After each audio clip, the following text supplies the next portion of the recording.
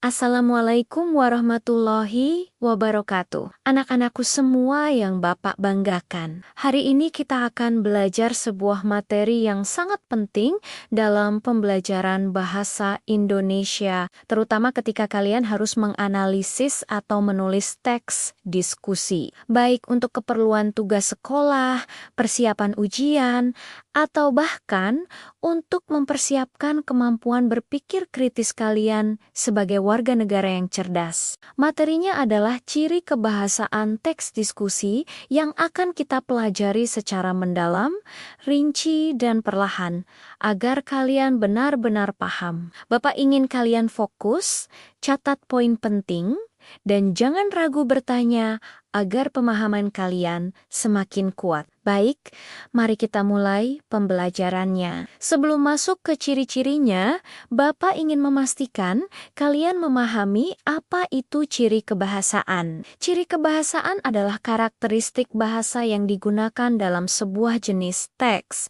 Kalau teks prosedur punya ciri kata kerja imperatif, teks eksplanasi punya ciri konjungsi kausalitas, maka teks diskusi pun punya cirinya sendiri. Ciri kebahasaan ini berfungsi untuk memperjelas argumen, menegaskan perbedaan sudut pandang, menghubungkan antara bukti dan kesimpulan, dan menampilkan sikap penulis secara objektif. Dalam teks diskusi, ciri kebahasaan ini sangat penting. Mengapa? Karena teks diskusi berisi dua sudut pandang, yaitu pro atau mendukung dan kontra atau menolak. Maka bahasanya harus jelas, terstruktur, dan mudah dipahami. Kita akan membahas 6 ciri kebahasaan utama, yaitu konjungsi pertentangan, konjungsi sabab akibat, kalimat kompleks, kata kerja mental, modalitas, dan istilah teknis sesuai isu. Jangan khawatir anak-anak, kita akan bahas satu persatu sampai kalian benar-benar menguasai. Siap? Bagus? Kalian luar biasa. Mari kita lanjutkan. Pertama, konjungsi pertentangan. Konjungsi adalah kata penghubung. Nah, konjungsi pertentangan berfungsi untuk menunjukkan perbedaan atau hal yang berlawanan antara dua gagasan. Teks diskusi selalu membutuhkan konjungsi ini karena isinya memang dua sudut pandang yang bertentangan. Contohnya adalah kata namun, tetapi meskipun demikian, sebaliknya, walaupun begitu, di sisi lain, dan kendati demikian, coba perhatikan contoh kalimat.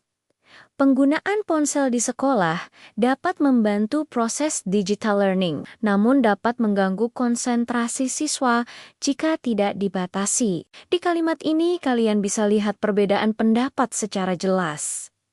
Sekarang, coba kita latihan singkat. Kalimat manakah yang menggunakan konjungsi pertentangan dengan tepat? A. Siswa harus belajar dengan giat, karena itu nilai mereka meningkat.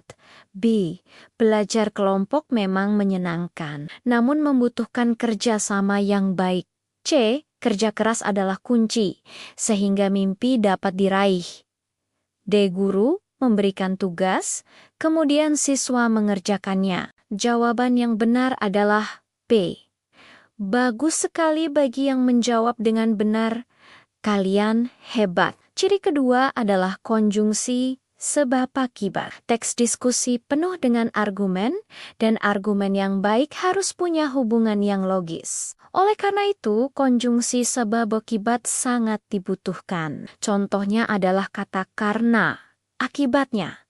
Sehingga, oleh sebab itu, dan dengan demikian, contoh dalam kalimat. Penggunaan plastik terus-menerus meningkatkan pencemaran laut, sehingga banyak biota laut yang mati. Di sini terlihat hubungan logika yang kuat antara sebab dan akibat.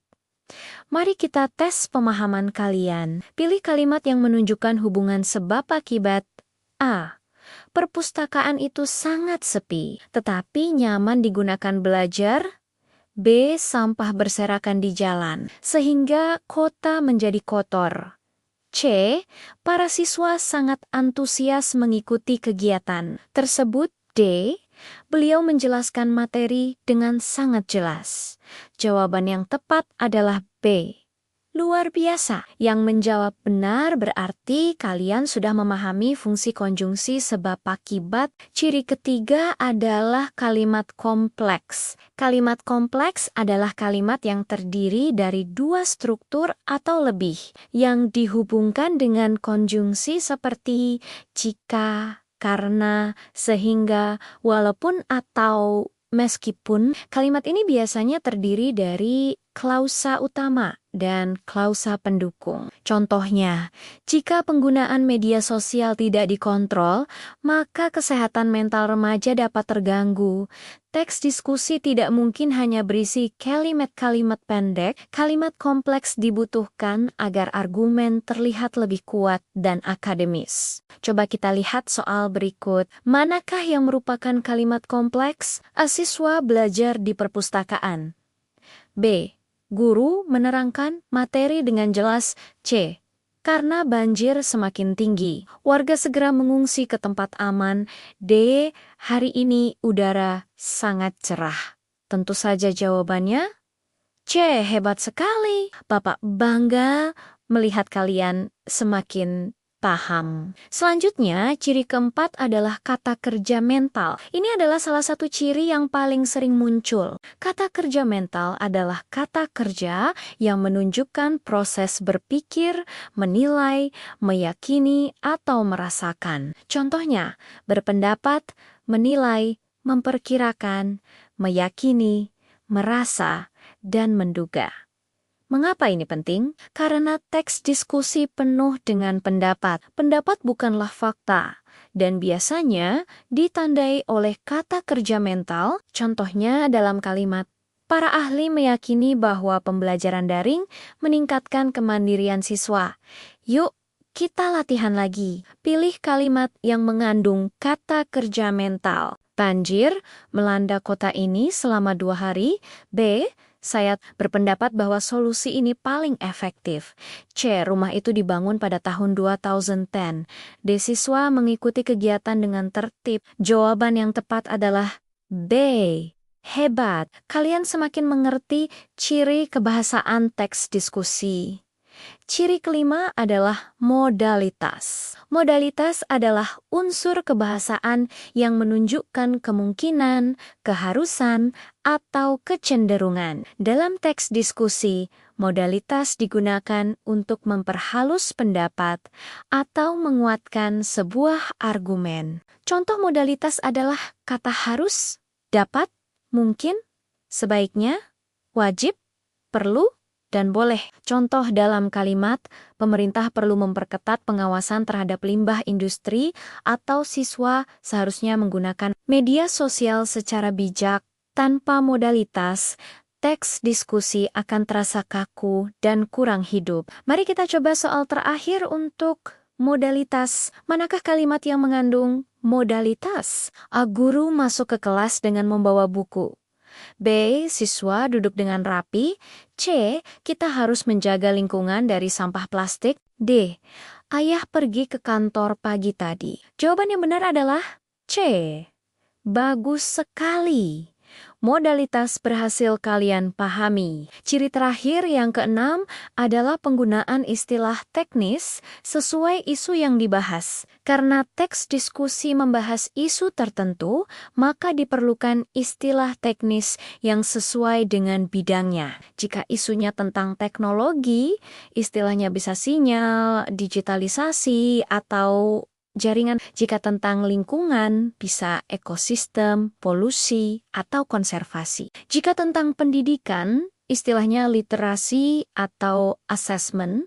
Mengapa harus ada istilah teknis? Karena teks diskusi adalah teks ilmiah ringan yang membutuhkan bahasa spesifik agar pembahasan lebih akurat. Contohnya, digitalisasi pendidikan mendorong berkembangnya learning management system pada sekolah modern.